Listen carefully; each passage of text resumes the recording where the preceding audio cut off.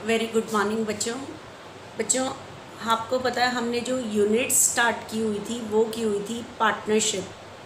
ठीक है, पार्टनरशिप में आपने सीखा था कि partnership business start with the agreement, कि पार्टनरशिप बिजनेस किससे स्टार्ट होता है? एग्रीमेंट से। हमने जो यूनिट स्टार्ट की है वो कौन सी स्टार्ट की हुई है? पार्टनरशिप। ठीक है, partnership business start with the agreement. Partnership business किससे स्टार्ट होता है? एग्रीमेंट।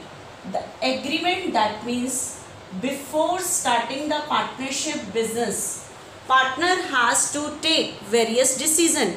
पार्टनर को पार्टनरशिप बिजनेस स्टार्ट करने से पहले बहुत सारे डिसीजंस लेने पड़ते हैं, and all these decisions are known as agreement. इन सारे डिसीजंस को हम क्या कहते हैं? एग्रीमेंट कहते हैं।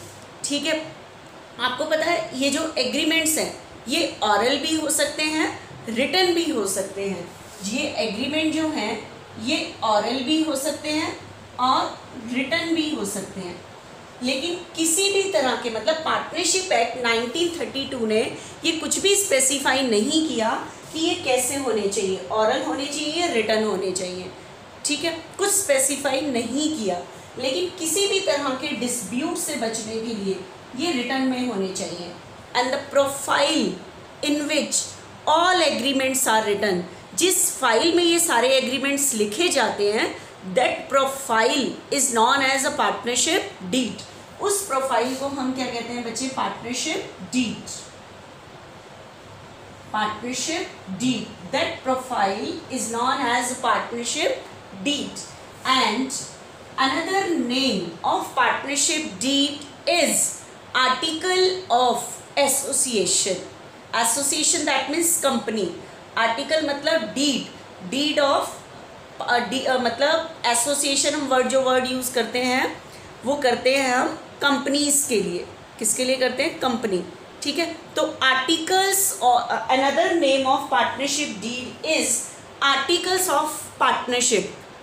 आर्टिकल्स मतलब डीड ऑफ पार्टनरशिप। ठीक है, अब मेरी बात को ध्यान से सुनना।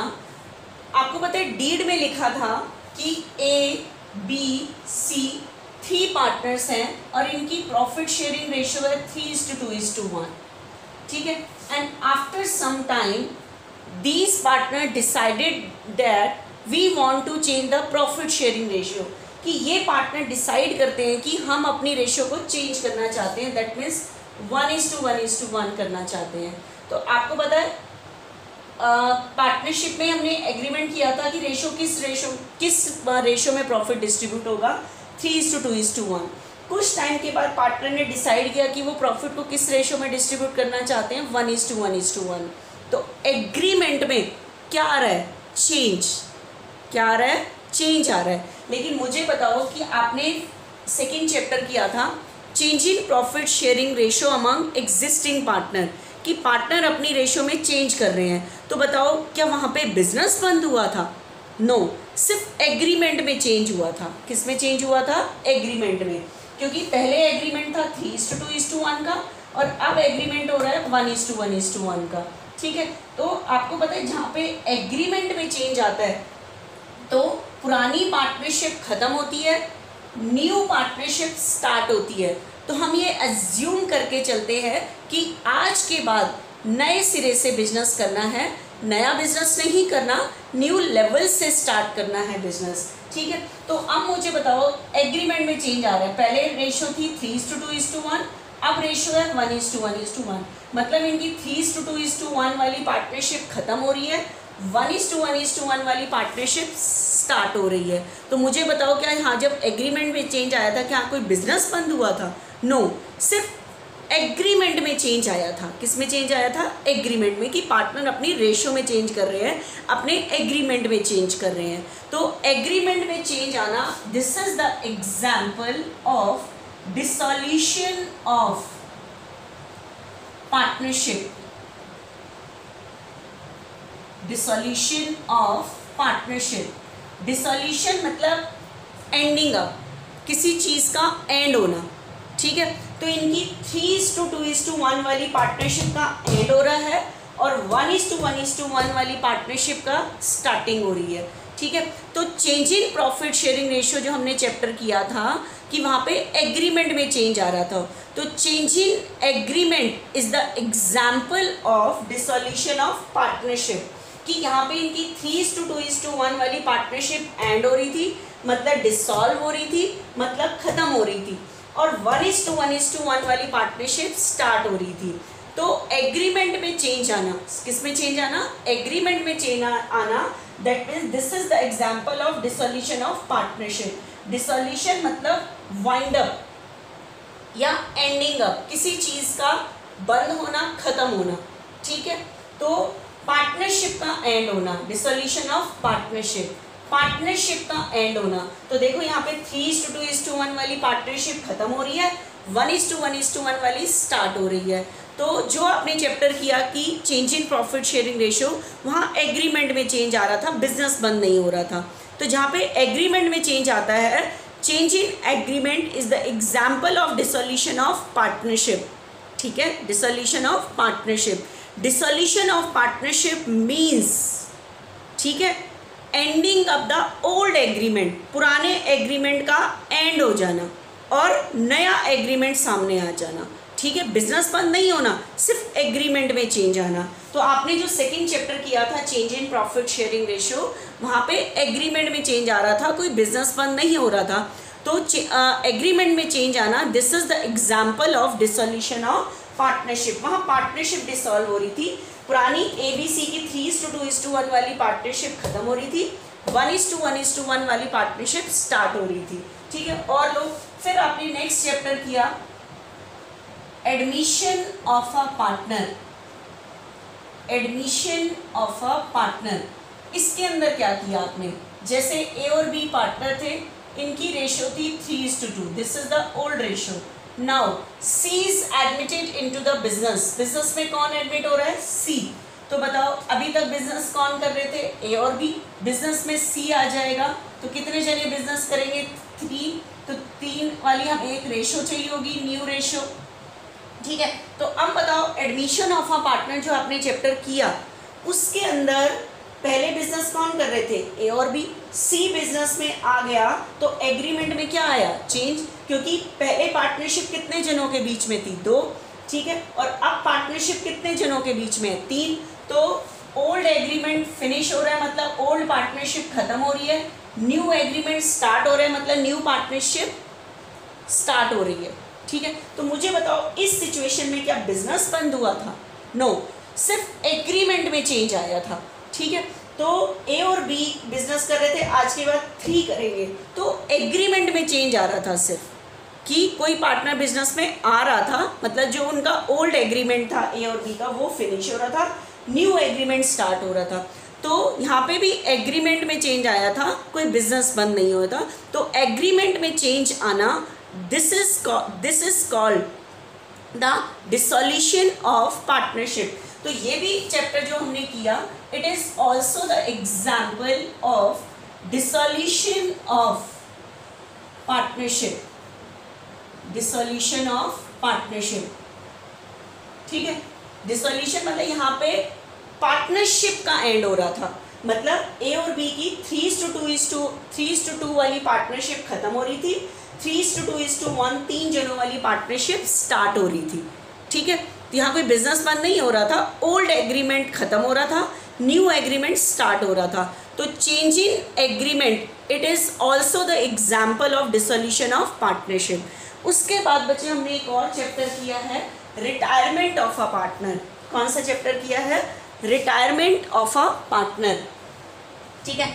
फिर हमने एक और चैप्टर किया बच्चे, क्या, retirement of a partner, retirement of a partner या death of a partner. Death syllabus में नहीं था, लेकिन डेथ ऑफ अ पार्टनर मतलब रिटायरमेंट के टाइम भी बिजनेस से जाता है, डेथ के टाइम भी कोई भी बिजनेस से जाएगा। तो एक बार देखना ध्यान से, जैसे ABC 3 पार्टनर है, इनकी ये ओल्ड रेशियो है 3:2:1। C रिटायर फ्रॉम बिजनेस या C डाइड, C चला जाए, C का रिटायर हो जाए या C की डेथ हो जाए, दोनों केस में ये बिजनेस से जाएगा। तो बताओ आज के बाद बिजनेस कौन करेंगे, ए और बी। मान लो इनकी न्यू रेशियो 3:2 है, तो बताओ ओल्ड एग्रीमेंट क्या हो रहा है, फिनिश, न्यू एग्रीमेंट क्या हो रहा है, स्टार्ट। क्या यहाँ पे कोई बिजनेस बंद हो रहा है? नो, एग्रीमेंट में चेंज आ रहा है, कोई पार्टनर बिजनेस से जा रहा है जिसकी वजह से ओल्ड एग्रीमेंट फिनिश हो रहा है, न्यू एग्रीमेंट स्टार्ट हो रहा है, तो मतलब पुराने एग्रीमेंट में चेंज आ रहा है। तो एग्रीमेंट में चेंज आना that is called the dissolution of partnership. ठीक है, यहाँ कोई बिजनेस बंद नहीं हो रहा। तो जब जब एग्रीमेंट में चेंज आता है तो ABC इनकी पुरानी पार्टनरशिप खत्म हो रही है, न्यू पार्टनरशिप स्टार्ट हो रही है।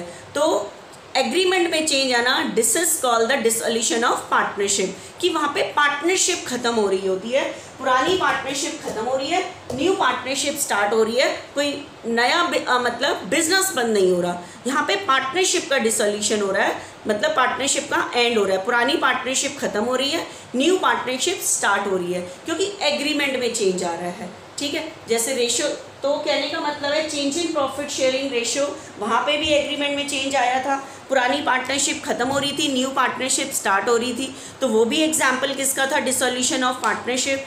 एडमिशन ऑफ अ पार्टनर किया, रिटायरमेंट किया, डेथ के केस में भी बिजनेस में जाता है तो रिमेनिंग अपने एग्रीमेंट में चेंज हो जाता है। तो ये जितने भी हमने चैप्टर किए अभी तक वो सब में एग्रीमेंट में चेंज आ रहा था।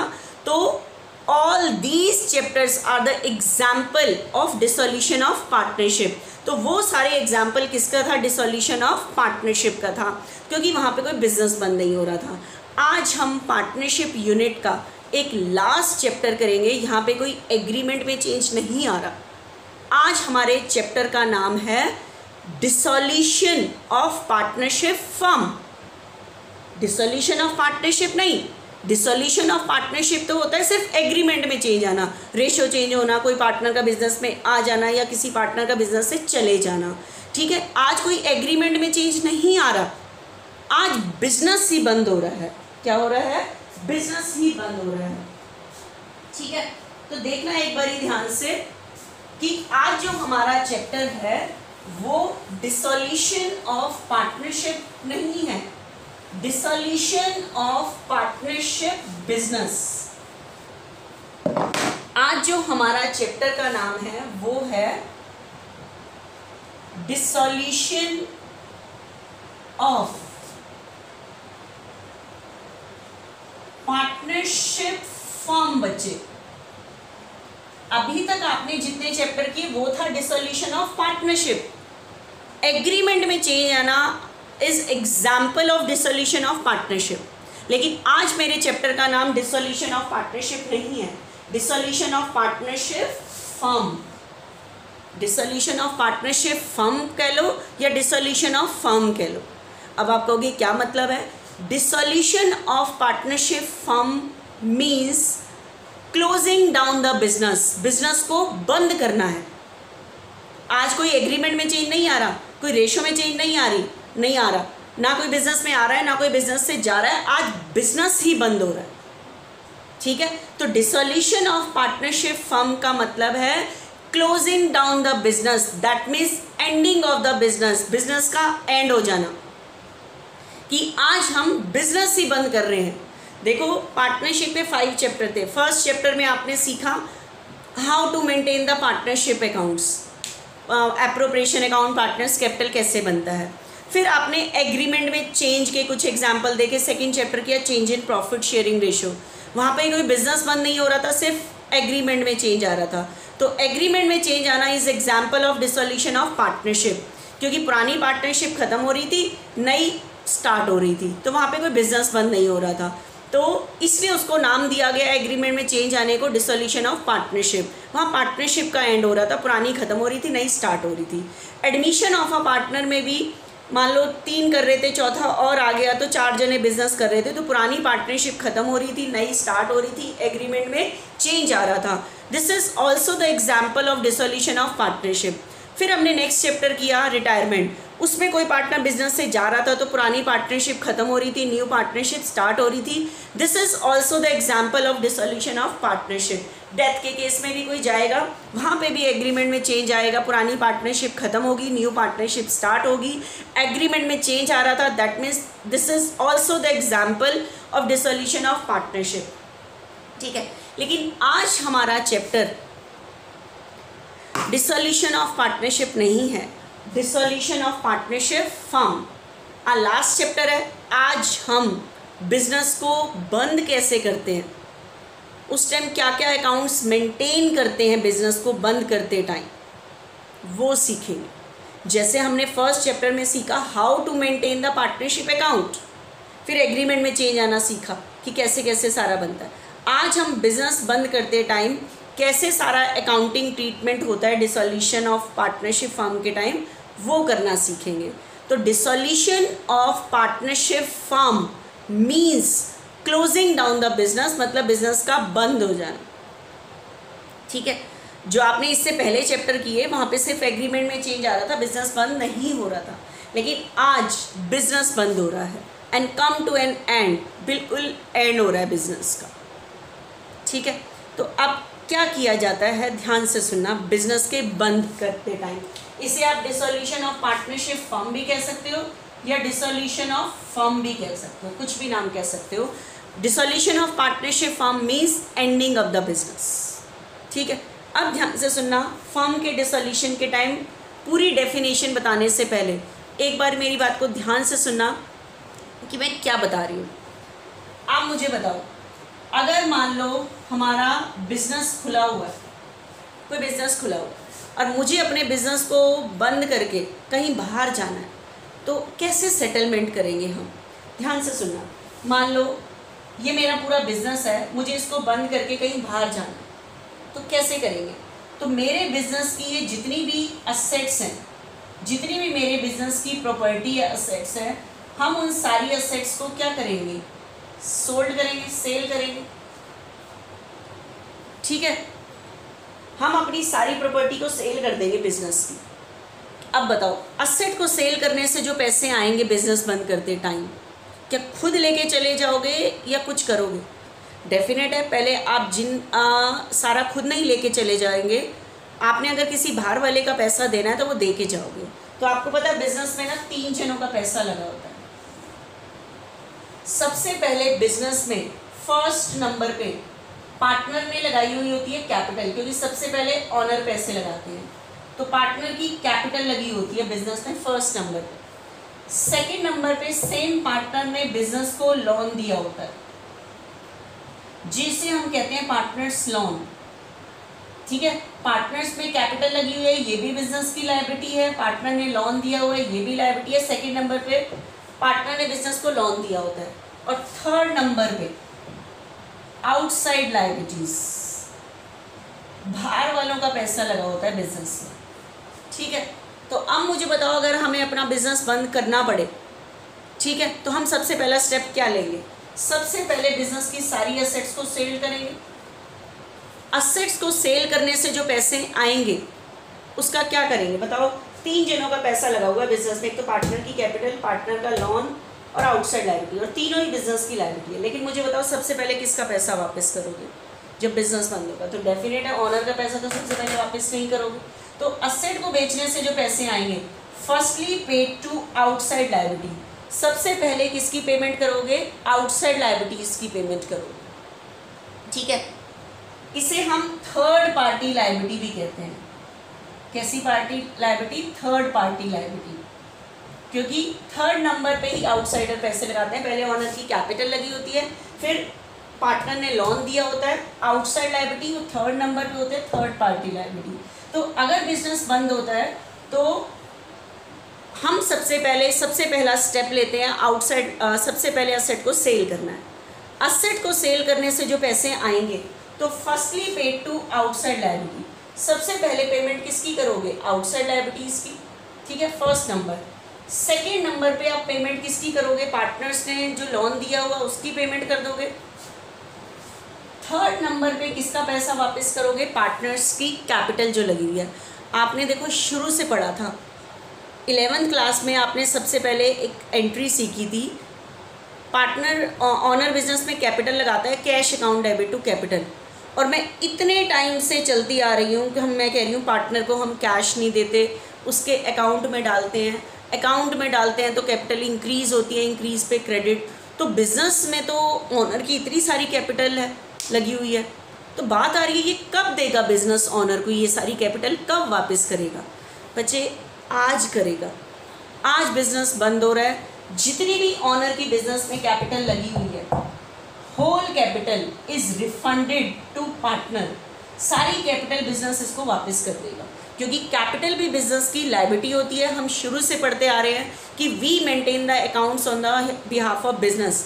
अगर बिजनेस का ऑनर बिजनेस में कैपिटल लगाता है तो बिजनेस उसकी कैपिटल को लोन मान के चलता है, लायबिलिटी मान के चलता है। जब तक बिजनेस इस ऑनर के पैसे वापस नहीं करता, उसकी कैपिटल पे इंटरेस्ट देता है। तो तब आपके दिमाग में क्वेश्चन आया था कि मैम कब वापस करेगा ऑनर की कैपिटल? तो तब मैंने कहा था कि जब बिजनेस बंद होगा, ऑनर की जितनी भी कैपिटल है वो सारी वापस कर दी जाएगी। तो जितने भी पार्टनर की बिजनेस में कैपिटल लगी हुई है वो सारी वापस कर दी जाएगी, लेकिन 3rd नंबर पे वापस की लगाता सबसे पहले है, लेकिन इसके पैसे सबसे लास्ट में वापस किए जाएंगे। तो अब मुझे बताओ, फर्म के डिसोल्यूशन के टाइम मैंने क्या स्टेप लिया कि सबसे पहले बिजनेस की सारी एसेट्स को क्या करना है? सेल करना है। ठीक है, सबसे पहला स्टेप हमने क्या किया कि बिजनेस की सारी असेट्स को सेल करना है। ठीक है, असेट्स को सेल करने से जो पैसे आएंगे, firstly paid to outside liability, सबसे पहले 3rd पार्टी लायबिलिटीज की पेमेंट करोगे, फिर उसके बाद पार्टनर्स लोन की पेमेंट करोगे, पार्टनर ने बिजनेस को लोन दिया होता है उसकी पेमेंट करोगे। 3rd नंबर पे किसकी पेमेंट करोगे? पार्टनर्स ने जितनी भी कैपिटल लगाई हुई है वो वापस कर दोगे। ठीक है, तो सुनना मेरी बात को ध्यान से। At the time of dissolution of partnership firm, whole of the assets of the business are sold off. Business की सारी असेट्स को सेल कर दिया जाता है। एट द टाइम, फर्स्ट सबसे पहला स्टेप क्या लेना है हमें डिसोल्यूशन के टाइम? डिसोल्यूशन मतलब wind up of business, ending of business, business का एंड हो जाना। ठीक है, तो eight the time of dissolution of partnership firm, all the assets of the business are sold off। Business की सारी असेट्स को सेल कर दिया जाता है। ठीक है, बिजनेस की सारी असेट्स को क्या कर दिया जाता है? Sale. And realising from the sale of assets, assets को सेल करने से जो रिसीव होगा, रिसीव होता है, रियलाइजिंग मतलब receiving, receiving from the sale of assets, assets को सेल करने से जो पैसे आएंगे, firstly paid to outside liability, सबसे पहले किसकी पेमेंट करोगे? आउटसाइड लायबिलिटीज की। Secondly partners loan, second number पे किसकी पेमेंट करोगे? Partners loan. And 3rd number पे पेमेंट किसकी करोगे? Partners capital. तो बताओ डिसोल्यूशन के टाइम क्या करना है? सबसे पहला स्टेप असेट को सेल करना है। असेट को सेल करने से जो पैसे आएंगे, सबसे पहले किसकी पेमेंट करनी है? आउटसाइड लायबिलिटीज़ की, फिर पार्टनर के लोन की, फिर पार्टनर्स की कैपिटल की। तो 4 स्टेप हैं टोटल। सबसे पहला स्टेप सारी असेट्स को बेचना है जब बिजनेस बंद करोगे। असेट्स को बेचने से जो पैसे आएंगे, firstly paid to outside liabilities, सबसे पहले किसकी पेमेंट करनी है? आउटसाइड लायबिलिटीज़ की। देन पार्टनर्स लोन की करनी है, देन पार्टनर्स कैपिटल की। ठीक है, तो 4 स्टेप हैं डिसोल्यूशन के time, dissolution of partnership firm के टाइम। ठीक है, तो एक बार देखना ध्यान से।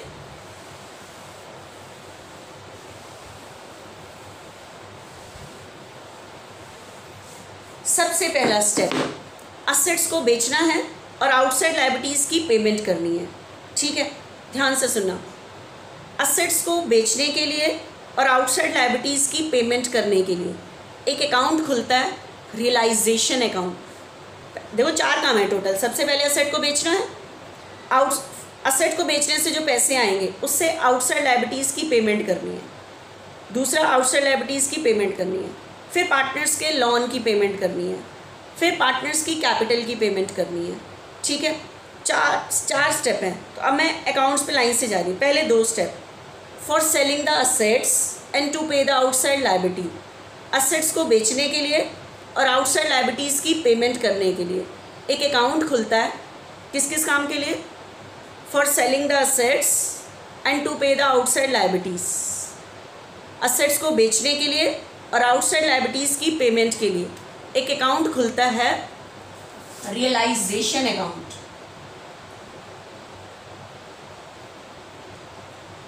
रियलाइजेशन अकाउंट किस काम के लिए खुला है? For selling the assets and to pay the outside liabilities. ये दो कामों के लिए खुला है,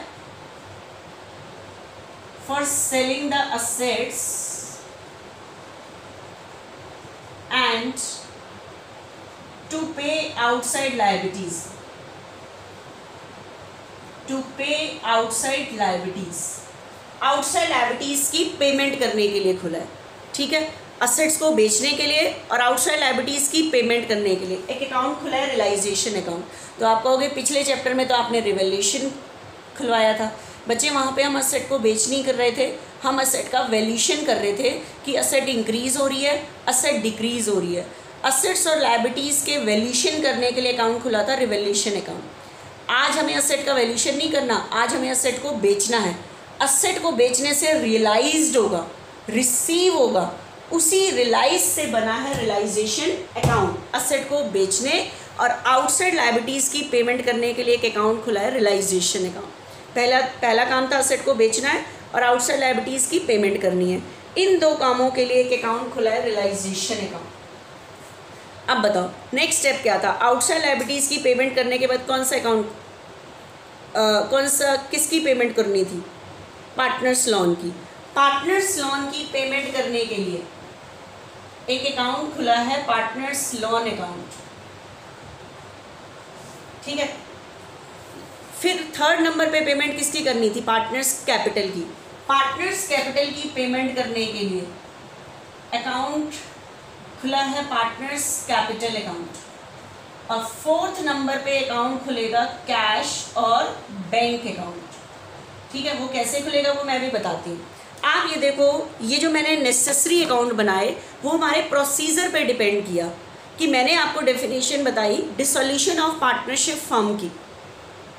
मैंने आपको क्या बताई? डेफिनेशन बताई partnership, dissolution of partnership firm.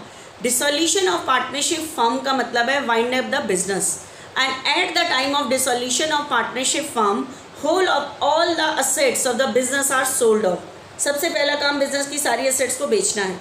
And realising from the sale of assets, assets को बेचने से जो रियलाइज होगा, firstly paid to outside liability, सबसे पहले बाहर वालों की पेमेंट करनी है, फिर पार्टनर ने कई लोन की पेमेंट करनी है, फिर पार्टनर्स की कैपिटल की पेमेंट करनी है। तो इन्हीं स्टेप के बेस पे मैंने अकाउंट डिटरमाइन किए कि कौन कौन से बनेंगे। तो पहला काम क्या था? असेट को बेचना, और सेकेंड था आउटसाइड लायबिलिटीज़ की पेमेंट करना।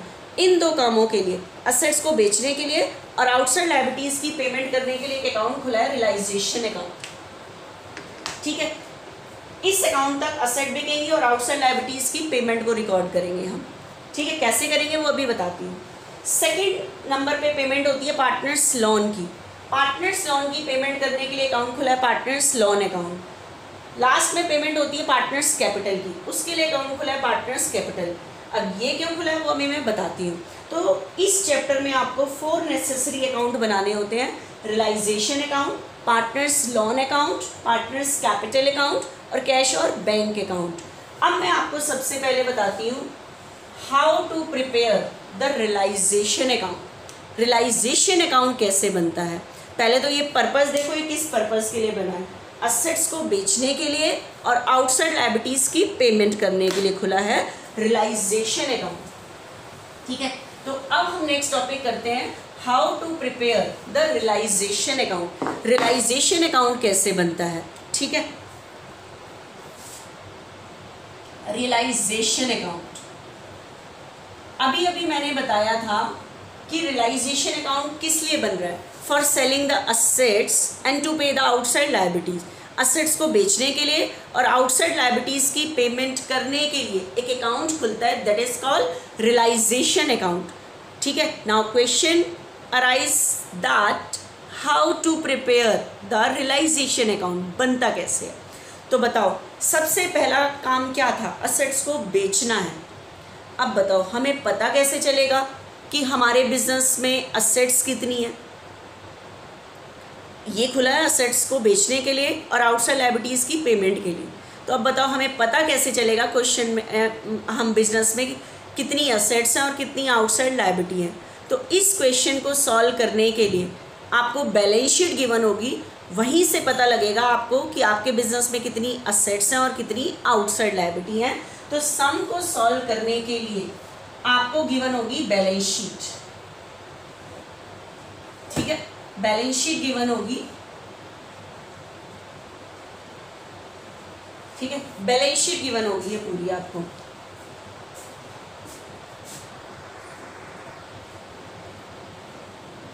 तो हमारे पास बिजनेस में बच्चे असेट्स को बेचने के लिए कितनी असेट्स हैं या कितनी आउटसाइड लायबिलिटीज़ है वो हमें कहाँ से पता लगेगा, बैलेंस शीट से। तो एक बार देखना बैलेंस शीट में आपको पता है यहाँ पे कैश भी होता है, बहुत सारी असेट होती है, फर्नीचर, बिल्डिंग, सारी चीज़ें, मशीनरी, सब कुछ है,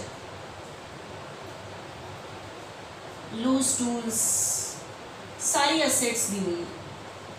और आपको पता है यहाँ पे अगर प्रॉफिट एंड लॉस नज़र आता है,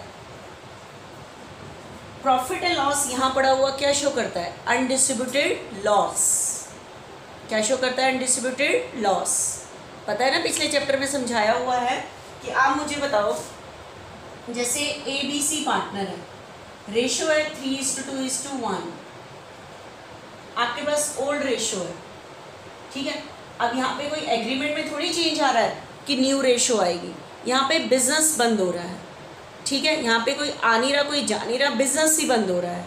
तो अब मुझे बताओ, जहाँ ये जो इनकी रेशो थी, जो भी प्रॉफिट शेयरिंग, PSR मतलब प्रॉफिट शेयरिंग रेशो, PSR मतलब प्रॉफिट शेयरिंग रेशो, ये इनकी रेशो थी। जब ये बिजनेस कर रहे थे, इन्हें अपने बिजनेस में बताओ प्रॉफिट कौन से अकाउंट से निकलता है, प्रॉफिट एंड लॉस अकाउंट से।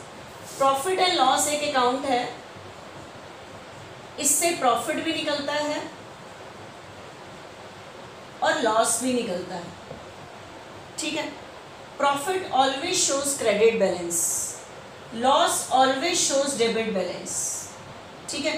बाई चांस आपको प्रॉफिट और लॉस ना बताए, क्रेडिट कह दे, that means this shows the profit. Profit and loss का debit balance, that means this shows the loss. अब बताओ, इन्हें अपने बिजनेस में प्रॉफिट एंड लॉस का क्रेडिट बैलेंस था, मतलब ये प्रॉफिट था 60। बताओ इस प्रॉफिट पे राइट किसका है, ABC का।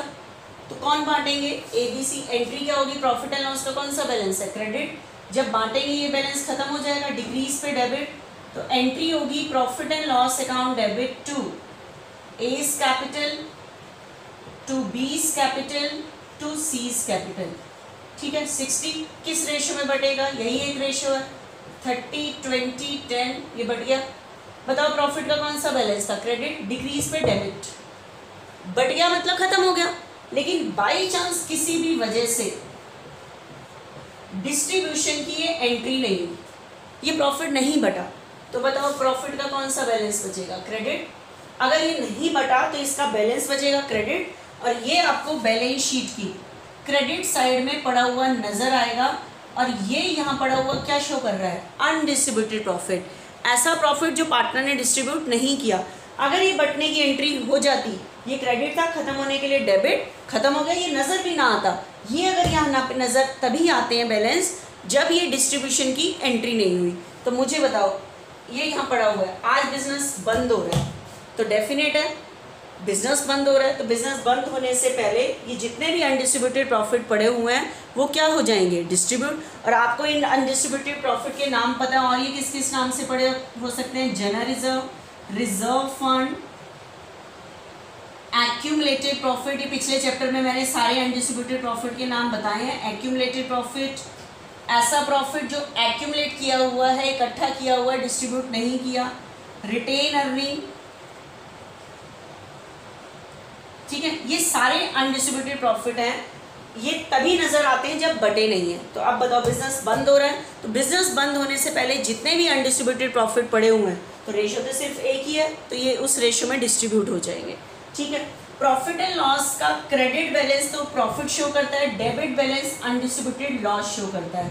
तो वहाँ मैं कहती थी एग्रीमेंट चेंज होने से पहले, यहाँ मैं कह रही हूँ बिजनेस बंद हो रहा है तो अनडिस्ट्रीब्यूटेड प्रॉफिट डिस्ट्रीब्यूट होते हैं, तो अनडिस्ट्रीब्यूटेड लॉस भी डिस्ट्रीब्यूट हो जाते हैं। इसी एक ही रेशो होगी, न्यू तो कोई होगी नहीं क्योंकि बिजनेस बंद हो रहा है, तो ये इसी ओल्ड रेशो में, ओल्ड नहीं जो प्रॉफिट शेयरिंग रेशो है उस रेशो में डिस्ट्रीब्यूट हो गए।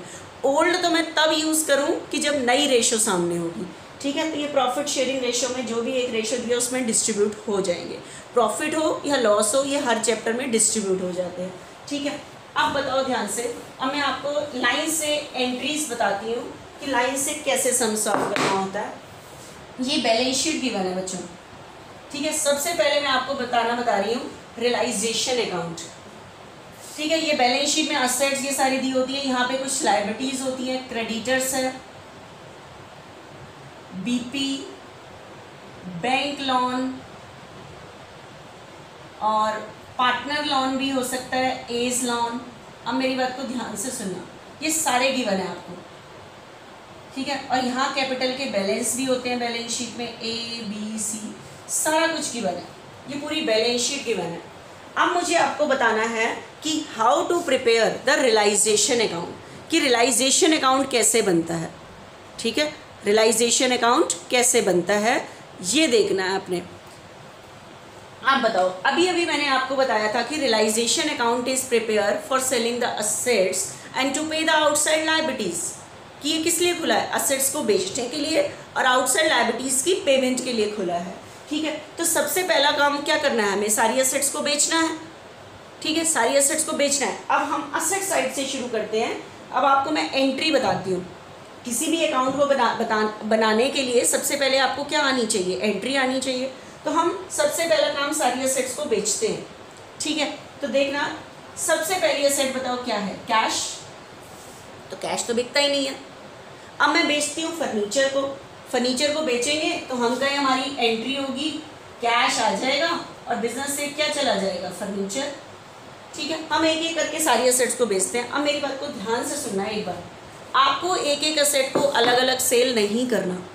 आप ये देखो, मुझे अगर अपने घर की सारी असेट्स को बेचना हो तो एक तो तरीका है मैं एक एक सारी असेट को अलग अलग बेचूं।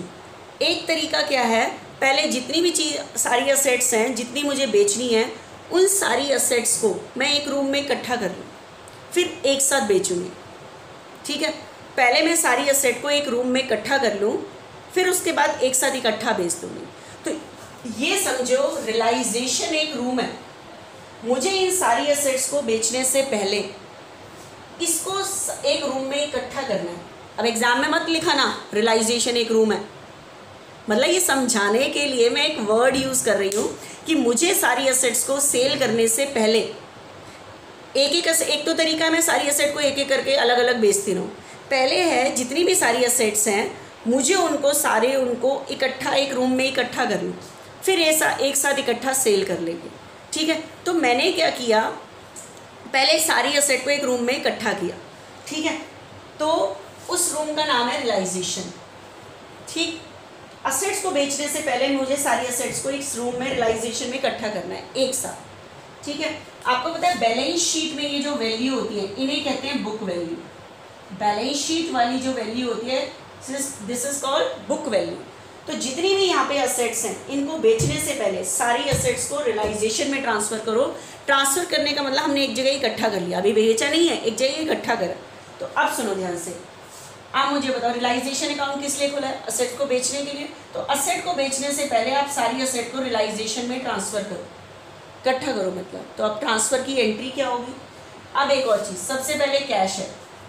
अच्छा एक चीज़ बताओ, कैश कोई बिकेगा, कैश तो मेरे पास कैश है, ठीक है, ये तो बिकेगा ही नहीं, जबकि रियलाइजेशन अकाउंट खुला है असेट्स को बेचने के लिए।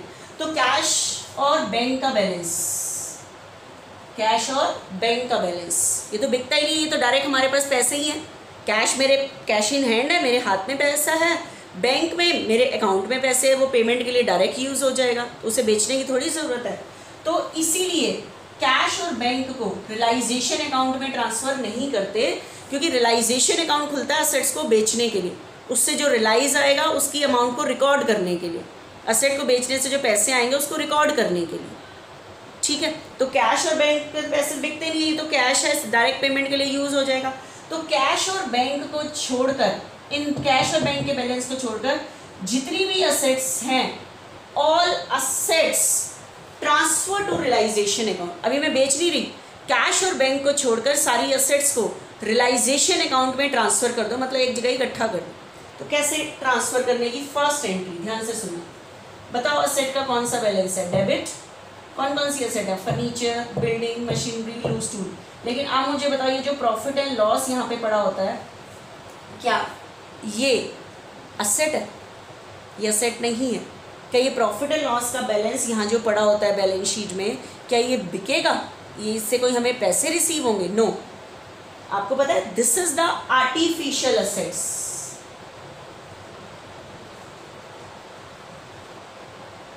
कैसी असेट्स? Artificial assets. ये नकली असेट्स है, क्योंकि असेट का भी डेबिट बैलेंस होता है, लॉस का भी डेबिट बैलेंस होता है, और ये ऐसा लॉस है जो पार्टनर ने अभी तक क्या नहीं किया, डिस्ट्रीब्यूट नहीं किया। तो ये तो पार्टनर में डिस्ट्रीब्यूट होगा, ये एग्जैक्ट असेट नहीं है जो बिकेगी। तो ध्यान रखना, कैश और बैंक तो नहीं ट्रांसफर होता, ये जो अनडिस्ट्रीब्यूटेड लॉस पड़े होते हैं ये भी नहीं ट्रांसफर होते, ये तो पार्टनर्स कैपिटल में डायरेक्ट डिस्ट्रीब्यूट होंगे। तो इनको छोड़कर यहाँ पे जितनी भी असेट्स हैं वो सारी असेट्स को हमें सेल करना है, क्योंकि उनसे पैसे रिसीव होंगे। ठीक है, तो इनको बेचने से पहले हम सारी असेट्स को एक जगह इकट्ठा कर रहे हैं एक रूम में। रूम का नाम है रियलाइजेशन। तो मैं सारी असेट को वहाँ ट्रांसफ़र कर रही हूँ। कैसे ट्रांसफ़र करेंगे? ध्यान से सुनना, एंट्री सुनना। फर्नीचर का कौन सा बैलेंस होता है? असेट का कौन सा बैलेंस होता है? डेबिट। डिक्रीज पे क्रेडिट। असेट का डेबिट बैलेंस है, डिक्रीज पे क्रेडिट। और कौन सी वैल्यू पे? Book value. जो बैलेंस शीट में यहाँ पे दी होगी डेबिट है, डिक्रीज पे क्रेडिट, उसी वैल्यू पे ट्रांसफर करना है। ठीक है, बिल्डिंग दी है, बिल्डिंग डेबिट है, डिक्रीज पे credit, building. Machinery, machinery debit है, डिक्रीज पे क्रेडिट। लूज टूल डेबिट है, डिक्रीज पे क्रेडिट। मतलब बैलेंस शीट की डेबिट साइड पे जितनी भी दी हुई है, कहने का मतलब all assets, all assets transfer to realisation. मैंने अभी इन असेट को बेचा नहीं है, मैं इन सारी असेट्स को ट्रांसफर कर रही हूँ कौन से अकाउंट में? रियलाइजेशन अकाउंट में। पहले मैं आपको एंट्री बताऊं तभी तो आपको कोई अकाउंट बनाने आएगा। अकाउंट में तो हम पोस्टिंग करते हैं। ठीक है, तो बताओ फर्स्ट एंट्री क्या बताई मैंने? आप ऐसे सम स्टार्ट करोगे यहाँ से। सबसे पहले एंट्री कैश, और ये कैश, बैंक और ये अनडिस्ट्रीब्यूटेड लॉस को छोड़कर जितनी भी असेट की बिक्री है सारों को हम रियलाइजेशन अकाउंट में ट्रांसफ़र कर देते हैं।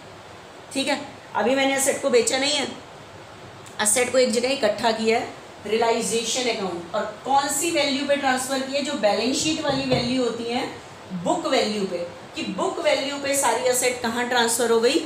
रियलाइजेशन अकाउंट में। सारी असेट का बैलेंस ख़त्म। ठीक है, आप बताओ रियलाइजेशन अकाउंट किस लिए खुलता है? एक तो असेट को बेचने के लिए, तो मैंने सारी असेट को रियलाइजेशन अकाउंट में ट्रांसफ़र कर दिया। प्लस आउटसाइड लायबिलिटीज़ की पेमेंट के लिए। कौन सी पेमेंट के लिए? Outside liability. तो बताओ क्रेडिटर आउटसाइड लायबिलिटी है, बाहर के लोगों का पैसा है, बीपी भी आउटसाइड लायबिलिटी, बैंक लोन भी outside liability, A's loan partner loan है। तो आपको पता है बिजनेस में 3 टाइप की लायबिलिटीज़ होती है। एक तो पार्टनर्स की कैपिटल, इसकी पेमेंट अभी बाद में करेंगे। फिर पार्टनर लोन, इसकी पेमेंट भी बाद में करेंगे। लेकिन थर्ड ना लायबिलिटी होती है आउटसाइड लायबिलिटी। रियलाइजेशन अकाउंट खुलता है आउटसाइड लायबिलिटीज़ की पेमेंट के लिए। तो आप अलग अलग एक एक लायबिलिटीज़ की पेमेंट नहीं करेंगे। ठीक है, आपके पास जितनी भी आउटसाइड लायबिलिटीज़ हैं उनको एक जगह इकट्ठा कर लो, वही अपने पास रिकॉर्ड में। तो सारी चीज़ों को इकट्ठा करने के लिए आपने कौन सा अकाउंट खोला है? रियलाइजेशन अकाउंट खुला है असेट्स और आउटसाइड लायबिलिटीज़ की पेमेंट करने के लिए। तो असेट को बेचने से पहले आप सारी असेट को रियलाइजेशन में ट्रांसफ़र करो। उसी तरह से आउटसाइड लायबिलिटीज़ की भी पेमेंट करने से पहले, किसकी पेमेंट करने से पहले? Outside liability. आउटसाइड लायबिलिटी से 3 है, 1 2 3। ये पार्टनर लोन है, ये पार्टनर कैपिटल है। ठीक है, रियलाइजेशन का रिलेशन सिर्फ आउटसाइड लायबिलिटी, असेट से और आउटसाइड लायबिलिटी से है। तो इसलिए इसके अंदर हम ट्रांसफ़र करेंगे असेट और आउटसाइड लायबिलिटीज़। तो अब लायबिलिटीज़ की पेमेंट करने से पहले इनको भी पहले ट्रांसफ़र करो रियलाइजेशन में। एक जगह इकट्ठा कर रहे हैं, टोटल मेरी कितनी आउटसाइड लायबिलिटी है। तो कैसे ट्रांसफ़र करेंगे? बताओ लायबिलिटीज़ का कौन सा बैलेंस होता है? क्रेडिट। डिक्रीज पे डेबिट। कौन कौन सी लायबिलिटीज़ हैं? क्रेडिटर, क्रेडिटर, डिक्रीज पे debit. Creditors account debit, BP account debit, bank loan account debit to realisation. मैंने आउटसाइड लायबिलिटीज को भी कहाँ ट्रांसफर कर दिया, रियलाइजेशन अकाउंट में। बच्चे मैंने सारी लायबिलिटीज को नहीं ट्रांसफर किया, मैंने सिर्फ कौन सी लायबिलिटीज को ट्रांसफर किया है, आउटसाइड लायबिलिटीज को ट्रांसफर किया है, सिर्फ आउटसाइड लायबिलिटीज को ट्रांसफर किया है। ठीक है, देखो रियलाइजेशन अकाउंट खुला है असेट और आउटसाइड लायबिलिटीज के लिए, तो मेरे पास जितनी भी असेट यहाँ पे थी वो मैंने सारी ट्रांसफर कर दी, जितनी भी आउटसाइड लायबिलिटी थी। पार्टनर लोन नहीं किया क्योंकि इसके लिए तो सेपरेट अकाउंट खुलेगा, partner loan account. Realisation account सिर्फ असेट और आउटसाइड लायबिलिटीज के लिए खुला है, तो इसके अंदर सिर्फ ट्रांसफर होती हैं असेट और आउटसाइड लायबिलिटीज। तो मैंने अभी असेट को बेचा नहीं, पहले ट्रांसफर किया, लायबिलिटीज की भी पेमेंट नहीं की, पहले ट्रांसफर किया। ठीक है, सबसे पहला फर्स्ट ये, सेकंड ये। उसके बाद मेरी बात को ध्यान से सुनना। अब हम असेट को बेचते हैं, मैंने अभी असेट को बेचा नहीं था। ठीक है, असेट्स को मैंने बेचा नहीं था अभी तक, मैंने अभी असेट को एक जगह इकट्ठा किया रियलाइजेशन में। मैंने अभी आउटसाइड लायबिलिटीज़ की पेमेंट नहीं की, उसको रियलाइजेशन में ट्रांसफ़र कर दिया। अब हम असेट को बेचने की एंट्री सीखते हैं कि असेट्स को बेचते टाइम क्या एंट्री होती है। ठीक है, असेट्स को बेचते टाइम हमारी क्या एंट्री होती है वो सीखते हैं, सबसे पहला स्टेप हम। ठीक है, क्या क्या एंट्री होगी देखना ध्यान से। अब हम असेट को बेचते हैं। For selling the assets, assets को बेचते टाइम क्या एंट्री हो, एंट्री आएगी तभी हम रियलाइजेशन अकाउंट बना पाएंगे। ठीक है, आप मुझे बताओ ये एंट्री हो रही है realisation account debit to furniture, to building, to machinery, to loose tool. तो जब मैं अकाउंट बनाऊंगी तो बताओ रियलाइजेशन एंट्री में क्या हो रहा है, डेबिट। तो ये एंट्री रियलाइजेशन के कहाँ जाएगी, डेबिट में। To furniture, to building, to machinery, to loose tool करके जाएगी। ठीक है, उसके बाद सेकेंड एंट्री मैंने की creditor account debit, BP account debit, bank loan account debit to realisation. तो ये रियलाइजेशन के क्रेडिट में जाएगी। अभी कैसे करें, अभी तो मैं एंट्रीज बता रही हूँ इसके लिए कि क्या क्या एंट्रीज होती हैं। ठीक है, आप बताओ रियलाइजेशन अकाउंट किस लिए बना था, असेट को बेचने के लिए और आउटसाइड लायबिलिटीज की पेमेंट के लिए। तो देखना, अब मैं असेट को बेचने की एंट्री बताती हूँ। चलो देखो, मान लो अब आपने फर्नीचर सेल किया, तो बताना फर्नीचर सेल करने की एंट्री क्या होगी। आपके पास बिजनेस में कैश आएगा और बिजनेस से क्या चला जाएगा, फर्नीचर। अगर आपने फर्नीचर सेल किया, ये क्या सही है एंट्री, क्या ये एंट्री सही है फर्नीचर सेल की। ध्यान से देखो बच्चे, फर्नीचर का डेबिट बैलेंस था, आपने फर्नीचर को डायरेक्ट नहीं सेल किया, आपने फर्नीचर को पहले ट्रांसफर किया रियलाइजेशन। ध्यान से देखना, फर्नीचर का डेबिट बैलेंस था बैलेंस शीट में, आपने खत्म करने के लिए क्रेडिट किया और कहाँ ट्रांसफर किया सारी असेट को, रियलाइजेशन। आपको पता है फर्नीचर डेबिट थी, डिक्रीज पे क्रेडिट, बैलेंस खत्म हो चुका है फर्नीचर का। अगर आपने यहाँ पे फर्नीचर दोबारा यूज़ कर दिया तो फर्नीचर तो दो बार क्रेडिट हो जाएगा ना, ये तो उल्टा एक नया बैलेंस खुल जाएगा। ये तो पॉसिबल ही नहीं है, ये तो पॉसिबल ही नहीं है कि इस तरह से हो जाए। तो अब बताओ क्या है, फर्नीचर का डेबिट बैलेंस था, डिक्रीज पे क्रेडिट, और फर्नीचर का बैलेंस खत्म और आपने फर्नीचर के बैलेंस को कहाँ ट्रांसफर किया, रियलाइजेशन। इसका मतलब अब सारी असेट को रिप्रेजेंट कौन कर रहा है, रियलाइजेशन। असेट का डेबिट बैलेंस था, डिक्रीज पे क्रेडिट, असेट के बैलेंस सारे खत्म हो चुके हैं और सारी असेट हमने कहाँ ट्रांसफर कर दी है, रियलाइजेशन में। इसका मतलब सारी असेट अब किस नाम से पड़ी हुई है, रियलाइजेशन के नाम से। अब जब असेट बिकेगी तो आपने असेट का नाम नहीं लिखना, सारी असेट को कौन रिप्रेजेंट कर रहा है, रियलाइजेशन। तो अब जब असेट बिकेगी तो किसको क्रेडिट करोगे, रियलाइजेशन को ही क्रेडिट करोगे। क्यों, क्योंकि असेट का डेबिट बैलेंस था, सारी डिक्रीज पे क्रेडिट, असेट के बैलेंस खत्म, आपने सारी असेट को कहाँ ट्रांसफर कर दिया, रियलाइजेशन। तो सारी असेट को कौन रिप्रेजेंट कर रहा है, रियलाइजेशन। इसका मतलब जब असेट बिकते टाइम असेट क्रेडिट होगी तो असेट के नाम को क्रेडिट नहीं करना, क्योंकि सारी असेट अब किस नाम से पड़ी हुई है, रियलाइजेशन के डेबिट में पड़ी हुई है। अब जब जाएगी तो रियलाइजेशन क्रेडिट होगा, कोई भी असेट बिक जाए, क्योंकि आप असेट को डायरेक्ट नहीं बेचते, असेट को बेचने से पहले आपने सारी असेट को रियलाइजेशन में ट्रांसफर कर रहे हैं, ठीक है। तो सारी असेट को रिप्रेजेंट कौन कर रहा है? रियलाइजेशन। तो अब कोई भी असेट बिक जाए, एक ही एंट्री होगी, पैसे आएंगे और असेट जाएगी। और असेट के लिए आपने असेट का नाम नहीं यूज करना, रियलाइजेशन वर्ड यूज करना है। Cash account debit to realisation, ये वर्ड यूज करना है, ठीक है। Cash account debit to realisation word use करना है, क्लियर। तो अब जब भी अगर बिजनेस से कोई असेट जाएगी तो आपने असेट का नाम नहीं यूज करना, रियलाइजेशन वर्ड यूज करना है इस चैप्टर में। क्यों? क्योंकि असेट को बेचने से पहले आपने सारी असेट का बैलेंस खत्म कर दिया है, डेबिट है, डिक्रीज पे क्रेडिट, बैलेंस खत्म, और सारी असेट को ट्रांसफर कर दिया रियलाइजेशन में। तो सारी असेट को कौन रिप्रेजेंट कर रहा है? रियलाइजेशन। तो अब जब बिजनेस से असेट जाएगी तो हम असेट को क्रेडिट नहीं करेंगे, रियलाइजेशन को क्रेडिट करेंगे, ठीक है। तो cash account debit to realisation, ठीक है। तो अब ध्यान से सुनना, नेक्स्ट ये तो थी असेट को बेचने की एंट्री। लेकिन कई बार जो बिजनेस की असेट होती है उसको पार्टनर ले लेता है, उसकी क्या एंट्री होगी? Third entry, fourth, asset is taken over by a partner। मान लो पार्टनर का नाम ए है, asset is taken over by partner। asset किसने ले ली? पार्टनर ने। देखो, या तो हम इस टाइम असेट को बेचेंगे तो कैश आएगा, असेट जाएगी। अगर असेट को किसी पार्टनर ने लिया और पार्टनर का नाम ए है, तो बताओ, अगर बिजनेस से हम अकाउंट किसकी तरफ से बनाते हैं? बिजनेस। तो बिजनेस से असेट जा रही है, बिजनेस से असेट जा रही है, ठीक है। मान लो ए ने बिल्डिंग ली है तो बिजनेस से बिल्डिंग जाएगी, लेकिन बिल्डिंग जाने के लिए बिल्डिंग वर्ड यूज नहीं करेंगे, रियलाइजेशन, क्योंकि सारी असेट रियलाइजेशन के डेबिट पे पड़ी हुई है। अब जाएगी तो रियलाइजेशन का बैलेंस ही खत्म होगा, रियलाइजेशन क्रेडिट होगा, ठीक है। आप बताओ, लेकिन ये असेट किसने ली है? पार्टनर ने। लेकिन पार्टनर कभी भी क्या नहीं देता? कैश नहीं देता। लेकिन फ्री में वो असेट नहीं ले सकता, तो हम उसके अकाउंट से काट लेंगे। अकाउंट से काटेंगे तो कैपिटल क्या होगी? डिक्रीज, डिक्रीज पे डेबिट, ठीक है। तो जिसने भी असेट लिया उस पार्टनर की कैपिटल से डेबिट करोगे। इस टाइम तो मैंने पार्टनर का नाम ए रखा है, तो A is capital account debit to realization. देखो, या तो असेट बिकेगी तो कैश आएगा, कैश टू रियलाइजेशन। असेट को अगर पार्टनर लेगा तो बिजनेस से असेट तो फिर भी जाएगी, रियलाइजेशन तो क्रेडिट होगा ही होगा, लेकिन बिजनेस में कैश नहीं आएगा, क्योंकि पार्टनर कभी भी कैश नहीं देता। हम उससे अकाउंट से काट लेंगे। अकाउंट से काटेंगे तो कैपिटल क्या होगी? डिक्रीज, डिक्रीज पे डेबिट, ठीक है। तो या तो असेट बिकेगी तो ये एंट्री, असेट को पार्टनर लेगा तो ये एंट्री।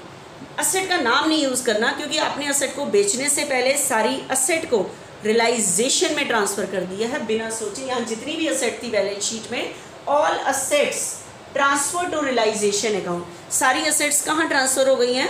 रियलाइजेशन अकाउंट में ट्रांसफ़र हो गई हैं, ठीक है। तो ये तो मैंने आपको असेट के बेचने, या तो असेट बिकेगी या असेट को पार्टनर लेगा, तो ये एंट्री आपको एंट्री आनी चाहिए इस चैप्टर के लिए, क्योंकि तभी मैं रियलाइजेशन अकाउंट को बना पाऊंगी, ठीक है। नेक्स्ट देखना, उसके बाद आपको पता है यहाँ पे असेट बिकने की मैंने एंट्री बता दी। सबसे पहला स्टेप था, यहाँ पे आपको पता है कौन कौन सी लायबिलिटीज थी? Creditors, BP, bank loan, A's loan और कैपिटल के बैलेंस जो भी था, ठीक है। लेकिन आपको पता है अभी तो मैंने सबसे पहला स्टेप खत्म किया, असेट को बेचने की एंट्री बताई है। सेकेंड नंबर पे पेमेंट होती है आउटसाइड लायबिलिटीज़ की। आपको पता है ये जो आउटसाइड लायबिलिटीज़ की पेमेंट अगर मैं करूं तो बताओ, क्रेडिटर की पेमेंट करूं तो क्रेडिटर, क्रेडिटर डिक्रीज पे डेबिट, तो एंट्री होगी creditors account debit to cash, है ना। लायबिलिटीज़ की पेमेंट की एंट्री शुरू करती हूँ आउटसाइड लायबिलिटीज़ की। लेकिन आपको पता है मैंने लायबिलिटीज़ की डायरेक्ट पेमेंट नहीं की, इन आउटसाइड लायबिलिटीज़ की पेमेंट करने से पहले मैंने इनको भी रियलाइजेशन में ट्रांसफ़र किया। सारी असेट्स और आउटसाइड लायबिलिटीज़ सबसे पहले रियलाइजेशन अकाउंट में ट्रांसफ़र होती हैं। आउटसाइड लायबिलिटी से पार्टनर लोन नहीं, पार्टनर्स कैपिटल नहीं, क्योंकि उनके लिए तो सेपरेट अकाउंट खुला है।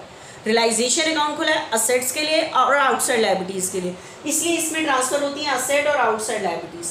तो अब मुझे बताओ, हम लायबिलिटीज़ की पेमेंट करने की एंट्री सीख रहे हैं, तो उसकी एंट्री ये होनी चाहिए, नहीं होनी चाहिए? नहीं होनी चाहिए, क्योंकि हमने आउटसाइड लायबिलिटीज़ की पेमेंट डायरेक्ट नहीं की।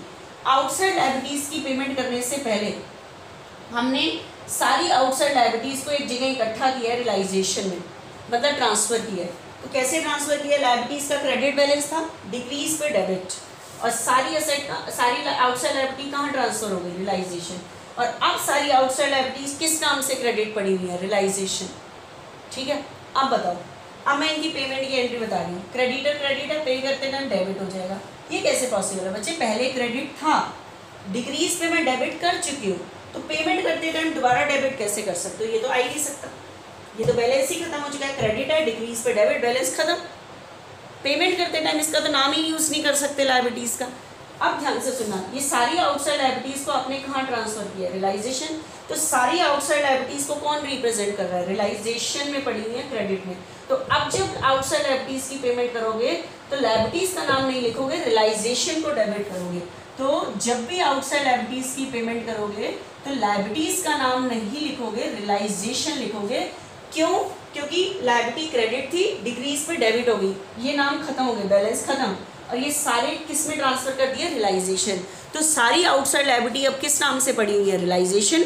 तो जब पे करोगे तो रियलाइजेशन को डेबिट करोगे, तो इसलिए लायबिलिटीज का नाम नहीं आएगा, रियलाइजेशन टू कैश आएगा। क्या आएगा? Realisation to cash. ठीक है, तो ये आउटसाइड लायबिलिटीज को पे करने की entry, to pay the outside liabilities, to pay the outside liabilities,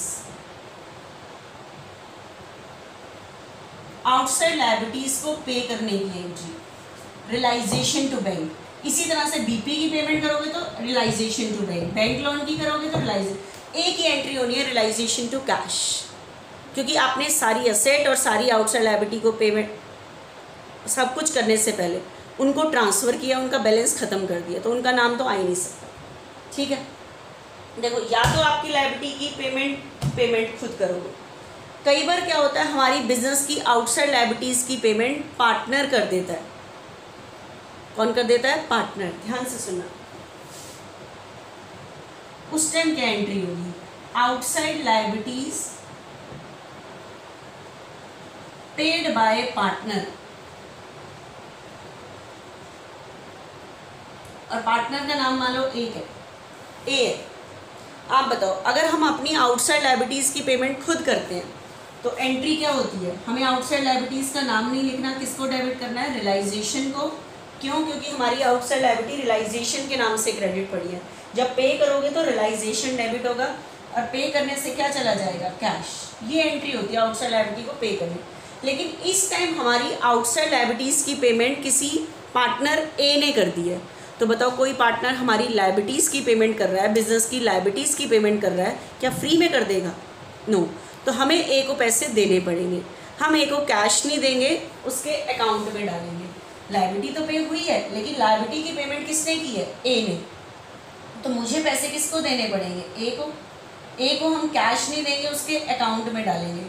account में डालेंगे तो कैपिटल इंक्रीज होगी, इंक्रीज पे क्रेडिट। देखो, अगर हम अपनी लायबिलिटीज़ की खुद पेमेंट कर रहे हैं तो रियलाइजेशन टू कैश। अगर लायबिलिटीज़ की पेमेंट पार्टनर ने की है तो हमें पैसे ए को देने पड़ेंगे। ए को कैश नहीं देंगे, उसके अकाउंट में डालेंगे। अकाउंट में डालेंगे तो कैपिटल इंक्रीज होगी, इंक्रीज पे क्रेडिट, तो एंट्री बनेगी realisation account debit to A's capital. Is that clear और नॉट? तो मैंने आपको दो एंट्री बताई। सबसे पहले तो असेट और लायबिलिटीज़ को ट्रांसफ़र करो, फिर असेट को बेचने की एंट्री सीखो, फिर आउटसाइड लायबिलिटीज़ की पेमेंट की एंट्री सीखो। उसके बाद नेक्स्ट स्टेप क्या होता है वो ध्यान से सुनना। ये मैंने आपको एंट्री बताई सारी।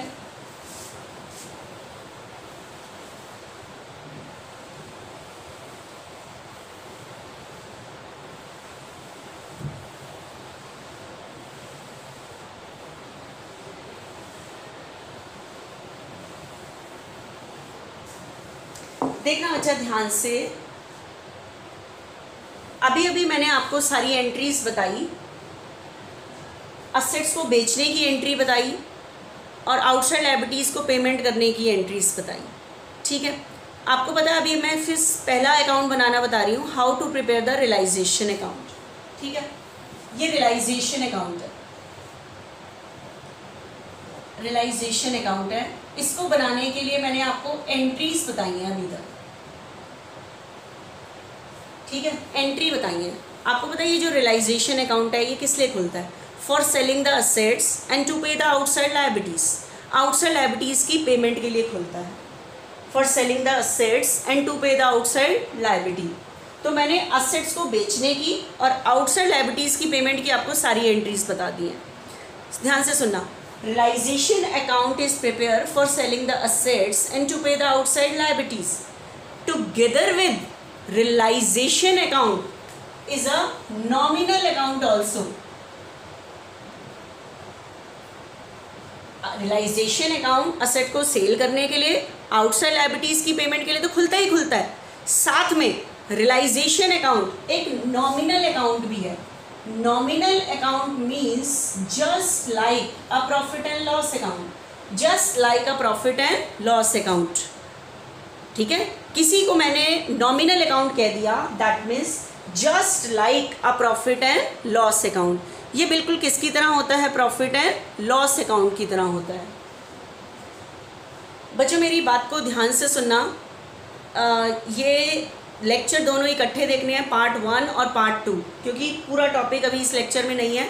नेक्स्ट लेक्चर को साथ साथ देखना है क्योंकि पूरा बेस क्लियर होना चाहिए।